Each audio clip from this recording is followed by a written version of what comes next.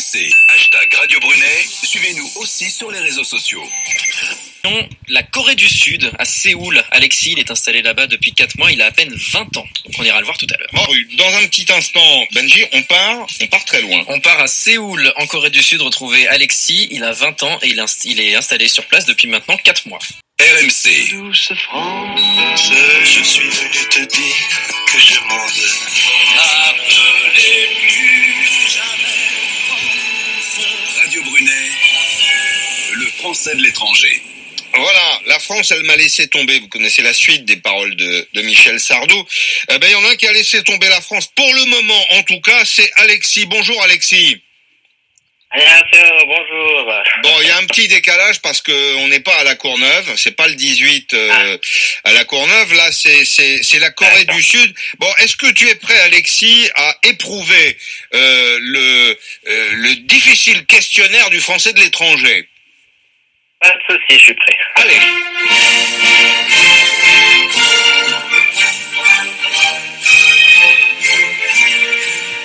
Allez, cette émission aura fait retentir la Marseillaise partout dans le monde. Alexis, je vais pas trop t'interrompre parce qu'il y a un petit décalage entre nous avec la Corée. D'accord. Je voudrais que tu me dises ce que tu as devant les yeux et autour de toi. Alors, ce que j'ai devant mes yeux, donc c'est un beau temple illuminé, parce qu'ici il fait nuit. Un beau temple illuminé avec beaucoup de gens autour, avec des lacs, des bouddhas de partout, autour de moi des gens de partout, enfin voilà quoi. C'est les vacances aussi ici, donc il y a du monde de partout. Bon, tu es étudiant en sciences du langage, tu apprends le coréen? Oui, c'est ça, exactement. Je suis en dernière année de langue et civilisation coréenne. Bon, et qu'est-ce que tu envisages dans la vie? Tu veux rester en Corée? Tu veux revenir en France? Alors, je ne compte pas revenir en France. Je compte pour l'instant rester en Corée et exercer le métier de professeur de français pour l'instant. Et puis, je verrai après ce que je ferai. Et pourquoi est-ce que tu as quitté la France? Alors, j'ai quitté la France parce que je me sentais pas à l'aise dans mon propre pays, dans mon propre pays au niveau des études.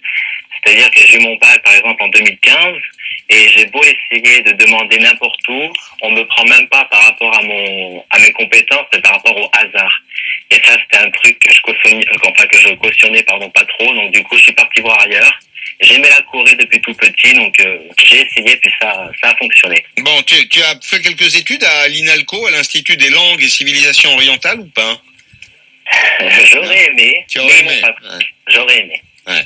C'est ça qui est étonnant, on trouve des talents fabuleux qui sont à l'autre bout du monde, qu'on a laissé passer. Enfin, je sais pas, aujourd'hui on aurait Pierre, Marie Curie ou Césaire, et dans d'autres domaines, peut-être qu'on les laisserait passer. Oui.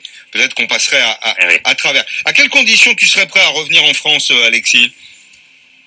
Oh, franchement, je compte vraiment pas revenir en France, à part pour passer des vacances ou pour voir ma famille. Ouais. Vraiment. Uniquement ça. Bon, ça te manque pas la bonne table française? Là, tout à l'heure, on s'est tapé la cloche avec la petite équipe de Radio Brunet. Je rappelle qu'hier, on a réservé 3 minutes de gloire à des entrepreneurs qui vendent du fromage sur Internet. Donc, ils nous avaient amené un petit carton. On s'est bien amusé. Il y avait quelques bons fromages. Benjamin a toujours réjoui, d'ailleurs. Toujours quand il s'agit de fromage. Ça te manque pas, tout ça? Ah si, franchement, ce qui me manque le plus, c'est tout ce qui est fromage, les vrais gâteaux, la vraie pâtisserie, enfin la vraie gastronomie française, quoi. Qu'est-ce que tu regrettes le moins en France? Pour être honnête, le regard des gens. C'est vraiment ça que je regrette le moins.